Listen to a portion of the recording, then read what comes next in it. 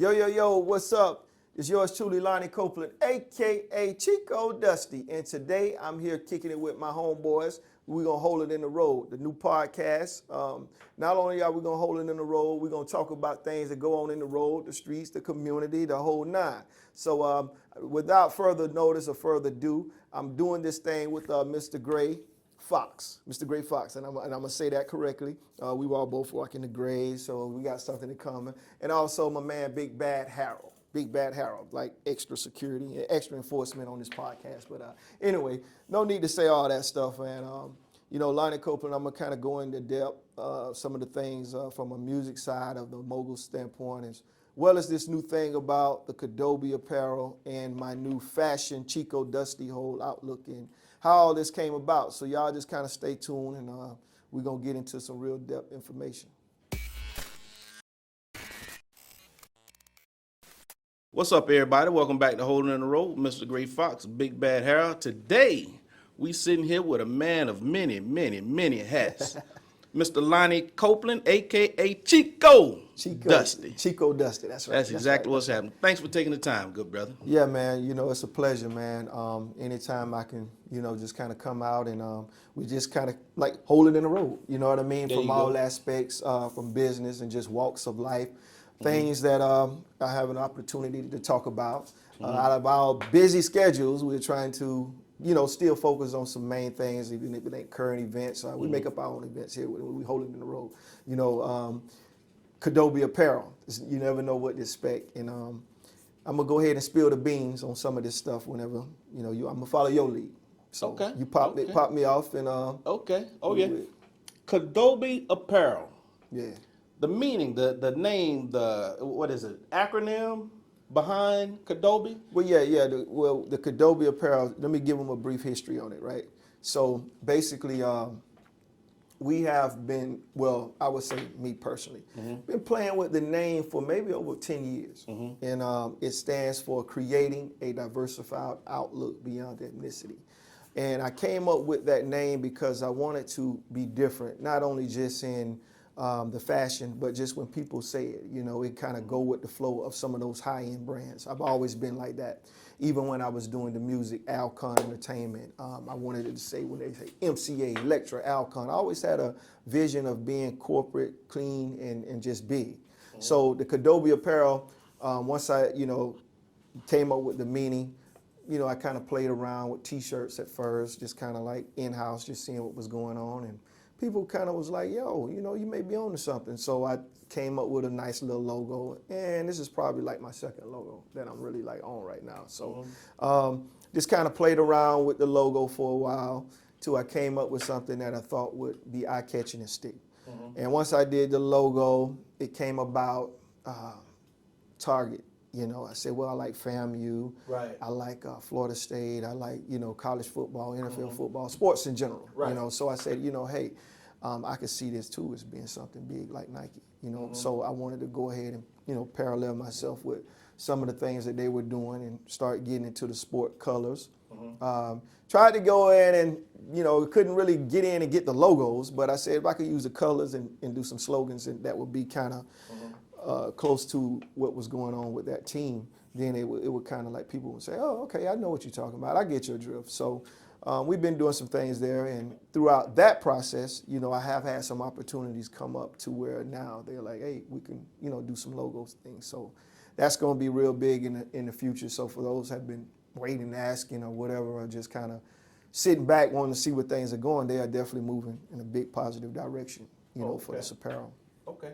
Now, I know a lot of friends. I got a lot of friends. I know a lot of people that's trying to build a brand, that's trying to build a label. What are some of the challenges?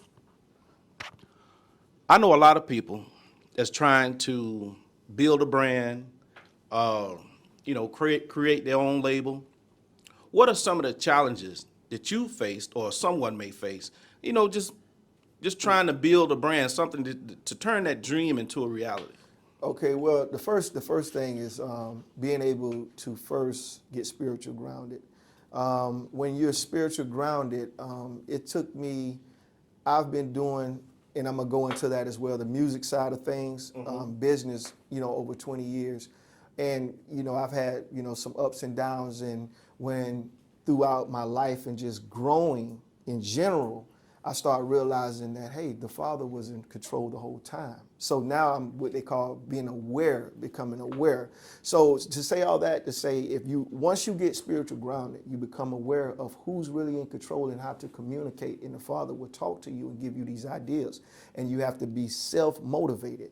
The number one thing, I mean, you are going to get discouraged by your own thoughts. The devil's going to be right in your ear saying, oh, that ain't going to work, man. That's crazy. Why, you know, what we do? So you got to reach down when no one else is going to believe in you. Not even, I mean, I'm not going to say they won't believe in you. People will, and it'll be close people, but no one's going to have that burning fire within to really, really get passionate about what you're doing. You're going to find yourself having to be self-motivated, and it's going to be you and God, you know, and that's the only thing that I feel that I've learned. I mean, you're going to learn how to do LLCs, pay taxes. You're going to learn how to do flyers, do promotions. You're going to learn that throughout just the business itself, the journey within itself. But getting your relationship is the most important thing that I've really, and mentioning that, I'm even going to start doing spiritual shirts. You know, I did one that's called it's like the ADT logo, where I said I am protected by God instead of ADT, and it says 24/7 blessings, which is available on the site right now, which is we'll go into plug in the site where people can go follow and whoop-de-doo. So that's the most thing, because if you notice, man, in the power of the internet, it's not as expensive as it used to be, and you can kind of stay consistent, and you can really, really build and stay in front of the audience, you know, whereas back in the days, it would have been way more challenging because you have to go get inventory, hope it sells. It's a whole nother game. You know what I mean? It's two separate games. And I kind of came into the fashion side of it through the entertainment, but merch wasn't as big as, it was always there, but it was for some of like the bigger artists that was really like doing merch. I came up in like a bass music era. And you know, man, these girls shaking, man. They buying merch, they buying drinks, you know what I'm saying? They buying all the other stuff in the club, you know. So, you know, but moving forward, as I get into this new wave of things, and I kind of retired. And wait, first of all, let me go. I don't want to jump because that music is a whole nother subject. So let's just keep it right here at Kadobe, and we'll talk about that further down the podcast. So let's go with the next question of the apparel side. Well, the apparel side, I wanted you to plug that website that you're talking about. Oh, yeah, it's Kadobeapparel.store. Kadobeapparel.store. And what it is we had Kadobeapparel.store. So now there are two sites. So if you go to one, it's going to lead you to this one, but Kadobeapparel.store is the one that we're pushing right now. And that came about just in trial and error and in time expanding. Because like I said, we started with T-shirts. Now we're on shoes. Shoes have been the biggest thing that I've been getting, like the biggest buzz, the most sales, those shoes. And when they go there, they'll see it. So I said, hey, I can't say clothing anymore. Let's go apparel. It's more general. So growth is going. It's moving. It's moving dead slow. New brand, of course. I can't get out there. And I'm not trying to get people to say, hey, buy the logo. They're not going to buy the logo right off, you know. So my thing is like, you know, with your organizations, schools, hey, let's tie in. Let's do some events. Let's do some apparel catered to these teams. And let me, you know, like I have some scholarship funds, you know, hey, let me donate a portion of the proceeds and stuff like that. So it's helping the community. I even have some stuff where I'm going to go out and do some tangible stuff where you could be a part, not just you, but everybody who wants to be a part of this Kadobe movement, see something that I take. We're going to work on something for the homeless. You know what I'm saying? For everything that you purchase and everything that you contribute to Kadobe Apparel, we're going to build that something that you could physically be a part of from the city. And we could take that on the road all over. You know what I'm saying? So I'm just not saying, hey, we're going to do this for the urban, or we're going to do this for Latinos or whoever. You know, it's for everybody. And that's what the Kadobe thing. If you go and log on to the website, you're going to get a little bit more in depth. And we do have things for everybody. They loving the colors now. Back in the days, I could just take a shirt like this, and I could say, hey, take the Russell Simmons approach. Black and white. White shirt, black logo, black shirt, white logo, and let's sell the logo. You know, Nike started that way, but here in this day, we really more challenging, man. You know, these kids, you know, we doing stuff, they want the colors. They want the lollipop colors. They want the fruity pebble, you know, and they're all over the place. So you got to kind of not leave them out as well, because the kids, the females, they're going to make the Big Papa, Gray Fox, and my man Big Harold and Chico Dusti pull out that funds. We're going to be the ones pulling out that money, you know what I mean? So they are the enforcers to make that purchase to say, hey, Dad, I want that shirt. I'm liking the handprint, and it looks like what I did in kindergarten, first grade. And what is that? Oh, that's that Kadobe Apparel, Chico Dusti, you know? So now you like, well, I want 3 of those for Christmas. So, hey, you got to get them. You know, so, I mean, you know, that's where we at, man. Right. You spoke of spirituality and passion. I often say that passion is that great divider. Yeah. You know, once you get to that crossroad of, you know, hey, look, everything didn't turn out the way I actually wanted, you know what I mean? How bad do you really want it? Some people turn around. But just sitting here listening to you, you know, when it comes to brand building, of the people that I mentioned before that's trying to build brands, never went into a conversation, you know, as in depth as the ideas that you have to promote what you got going on. You understand what I'm talking about? Right. And so I think somebody could learn from that you really have to go in depth with it, that you really have to, you know, think about ways that you can actually promote, other than just like you say, you know, you just promoting the brand, you know what I mean? There's other things you can do to promote your brand. Well, you got to have everything have to be passionate and have purpose. Oh, thank you. If you're money driven and thinking that you're doing it for money, you're going to run into problems. You're going to run into not only, I could tell a guy, if it was all about money, then there would be no failures. Everybody would just buy their way in, because, I mean, you could take $1 and spend it like it's $5. You can just go to a different store. You can get economical, and we know there would be no failures. There would be no losses. Companies would never lose if they can just buy their way in. You have to find something that connect with the public, the people, and they don't want to feel shysted or scammed or whatever. You know what I mean? So a lot of times people get into this and they say, "Hey man, I'm really just trying to make a quick dollar." In the end, buyer, the consumer, they could feel that. Right. You know, so they're like, yeah, good idea, but something is not right, and they'll let you know. And again, when they say something is not for everybody, that's not saying that you can't make it. If you do anything long enough, you know, you take Floyd Mayweather. He started off, probably couldn't really even throw a correct punch. But something you do consistently, every day, and you are passionate and you are determined, you're going to get great. Some of us may ride a car to get there. Some of us may ride a bus to get there. Some of us may fly. Some of us may take a hot air balloon to get there. Somebody take a bicycle. Right. But we will reach the destination. Right. Some of us is just going to get there sooner than others.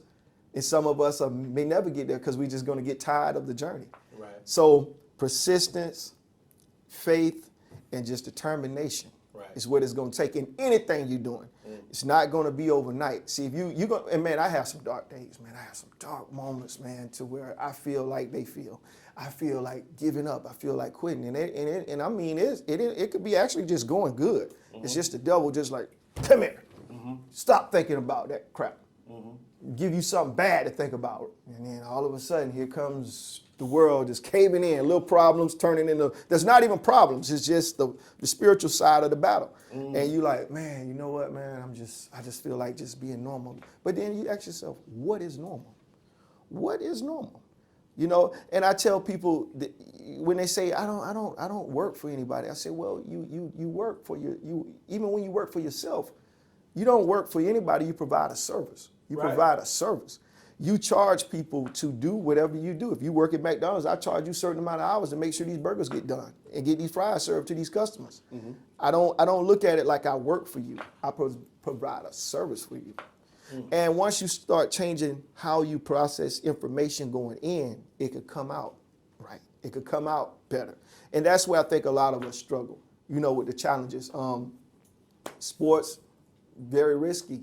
Just like business is very risky. It all depends on how you design your play. I mean, if you don't make it plain, maybe you can bring that wisdom to coach. You can help another person grow.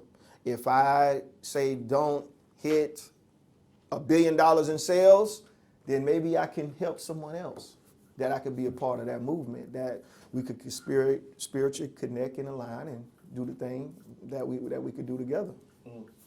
Brother, let me tell you something, man. Just sitting here talking to you, I see why you're a man of so many hats. I see it. And yeah, what we known each other 15, 20 minutes, you know what I mean? Yeah. I feel where it come from, man. I mean, like I say, I see the passion, I see the drive, I see all the things that a person would need to be successful. I mean, I've read your bio, you know what I mean? And, you've done some very, very interesting things, that you've achieved things that people are trying to achieve right now. Right. But like I say, it's that passion there, and like you was talking about. And listening to you, brother, you can be a preacher or a pastor, you know what I mean? A motivational speaker or something, and I have heard that from my mom. I've heard that from several other people, especially I had all this hair one time, and I was doing off blast before it really got great, right? I cut my hair. Yeah. And everybody like, yo, man, where you been? They ain't seen me in a long time. Like, yo, you clean, you look different. You whoop you do it. They don't want to go like, hey man, you been locked up and do something crazy, So they go, oh man, you look like you could preach. You have something to say, and I would be like in the back of my mind, like, yeah, but I had some rough nights too, So that was before I started really realizing the whole process, like I was saying, on the spiritual side of things. And I'm still learning, of course. But I've been able to have what they would call testimonies, building up, and I'm starting to realize how to convey those to the people. So that's why you would say motivational preacher. I kind of feel that now. I was the lifestyle kind of had me jaded in a sense of direction, and kind of holding that side back to being, not really using the word ashamed, I don't think that's the right word to say, but maybe not wanting to, maybe my demographic, the crowd won't be as upset, we're gonna accept that because we want raunchy dirt. We want this. We want that. So my target, I was just kind of, it's called growing, man. Right. And that's it. And once you get over that barrier of feeling like you got to be this other person or be this way to make people happy or appease them, that's the minute you start winning, because they're gonna have something to say whether you win or whether you lose. You know what I'm saying? If you're doing good, they're going to say something. If you're doing bad, they're going to say something. And one thing about it, everybody loves a winner. But when you lose, you will lose alone. But if you got God, you never lose it. You steady growing. Amen. Amen, good brother.